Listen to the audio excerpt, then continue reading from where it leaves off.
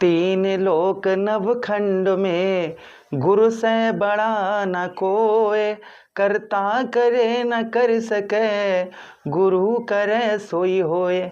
नमस्कार। कहते हैं ना कि गुरु बिन भवन तरह न कोई, जौ विरंच शंकर सम होए।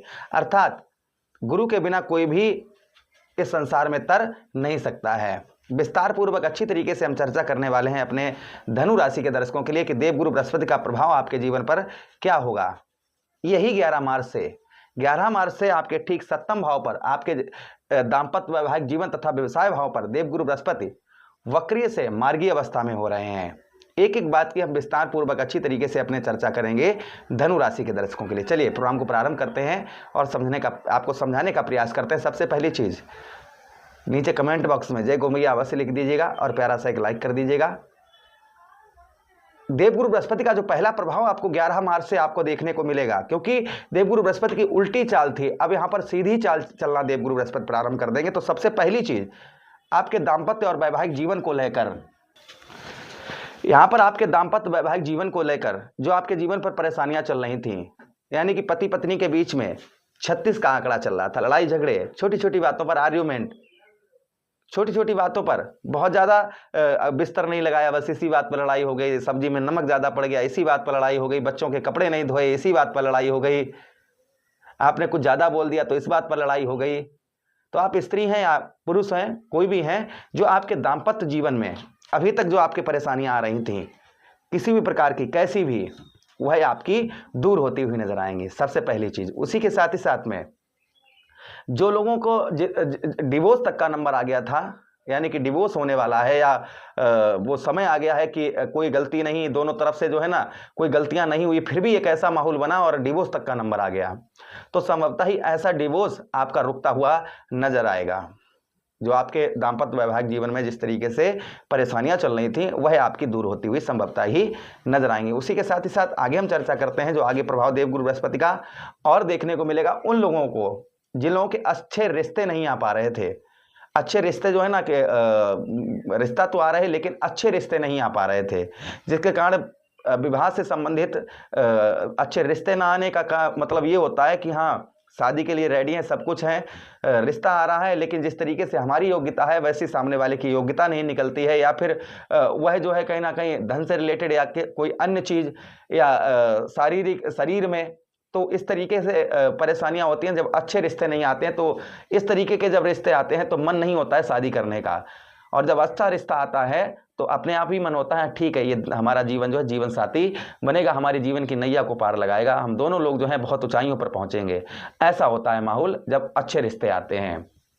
तो संभवतः ही जो आपके अच्छे रिश्ते नहीं आपके आ पा रहे थे, अच्छे रिश्ते नहीं हो पा रहे थे, तो आपके उत्तम अच्छे रिश्ते इस बीच में होते हुए नजर आएंगे। प्रभाव आपके ऊपर संभवतः ही देवगुरु बृहस्पति का और आपको देखने को मिलेगा। उसी के साथ ही साथ आगे हम चर्चा करते हैं देवगुरु बृहस्पति की आपके व्यवसाय और व्यापार भाव पर क्या प्रभाव पड़ेगा। देखिए 7वां भाव हमारे व्यवसाय का स्थान होता है, हमारे व्यापार का स्थान होता है, और जहां पर देवगुरु बृहस्पति बैठते हैं वो भाव गंगा मैया की जल की तरह पवित्र हो जाता है, और जहां पर देवगुरु बृहस्पति की दृष्टि पड़ती है वो भी भाव गंगा मैया की जल की तरह पवित्र हो जाता है।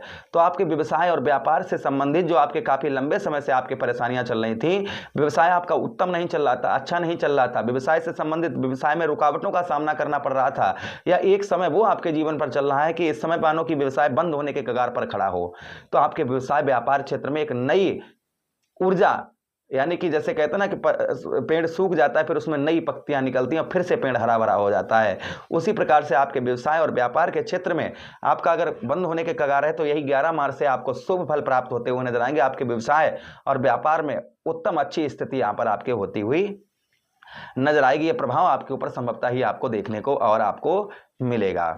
उसी के साथ ही साथ आगे हम चर्चा करते हैं कि संतान, देवगुरु बृहस्पति संतान के कारक हैं, तो संतान से रिलेटेड परेशानियां चल रही थी, या संतान का आपको सुख नहीं प्राप्त हो रहा था, या फिर आपके बच्चे जो है ना वो कामयाबी की ओर नहीं बढ़ पा रहे थे, मानो कि उनके जीवन पर भी एक ब्रेक सी लगी हो, उनको अच्छी नौकरी नहीं मिल पा रही, अच्छा रिश्ते नहीं आ पा रहे, तो ये चीजें भी आपकी दूर होती हुई संभवतः ही नजर आएंगी। ये भी प्रभाव देवगुरु बृहस्पति का आपके ऊपर और आपको देखने को संभवतः ही मिलेगा।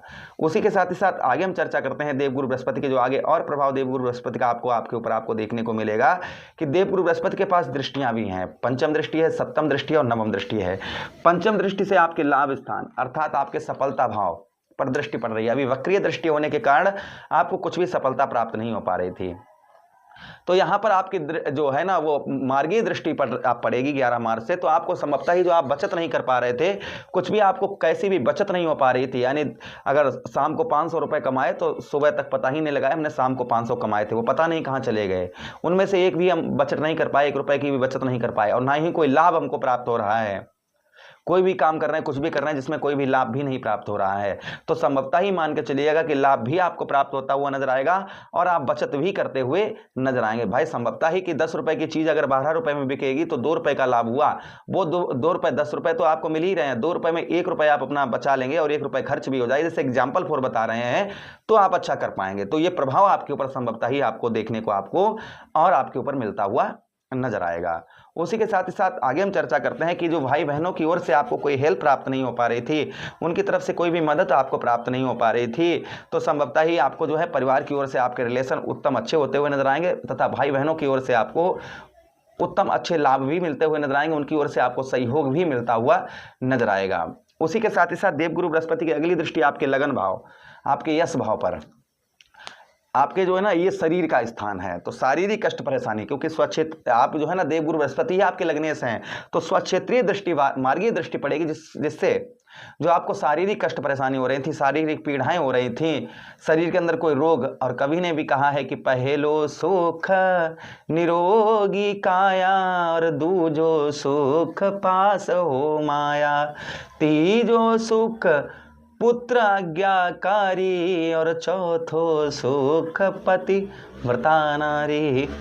तो यहाँ पर शारीरिक कष्ट परेशानी, शारीरिक पीड़ा ये आपको काफ़ी लंबे समय से हो रही थी, वह दूर होती हुई नजर आएगी। साथ ही साथ जो आपको यश नहीं प्राप्त हो रहा था, मान सम्मान नहीं प्राप्त हो रहा था, वहाँ आपको मान सम्मान इस बीच में समाज के अंतर्गत आप जिस भी माहौल में बैठेंगे वहां से आपको लाभ ही लाभ आपको प्राप्त होते हुए नजर आएंगे। ये प्रभाव आपके ऊपर और आपको 11 मार्च से देखने को मिलेगा।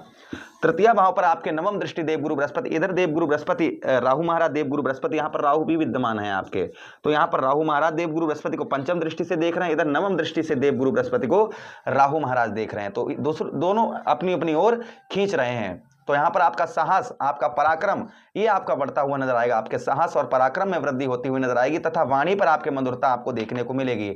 अपनी वाणी से लोगों को अपनी ओर आकर्षित करते हुए आप नजर आएंगे। तो ये प्रभाव किसी पर ज्यादा होगा, किसी पर कम होगा, किंतु प्रभाव पड़ता हुआ सबके ऊपर अवश्य ही नजर आएगा। भाई जिस तरीके से आपकी कुंडली में देवगुरु बृहस्पति की स्थिति होगी, वैसा ही किसी पर थोड़ा ज्यादा होगा, किसी पर थोड़ा कम होगा, किसी पर बहुत कम होगा, किसी पर बहुत ज्यादा होगा।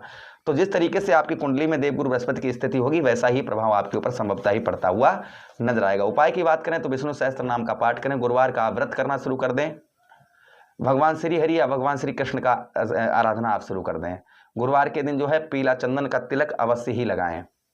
बंदरों को गुरुवार के दिन गुड़ और चना अवश्य खिलाएं, इससे भी प्रभाव उत्तम अच्छा रहता है। आशा कर रहे हैं प्रोग्राम काफ़ी अच्छा लगा होगा, लगा है तो लाइक कर दीजिए, चैनल को सब्सक्राइब कर दीजिए।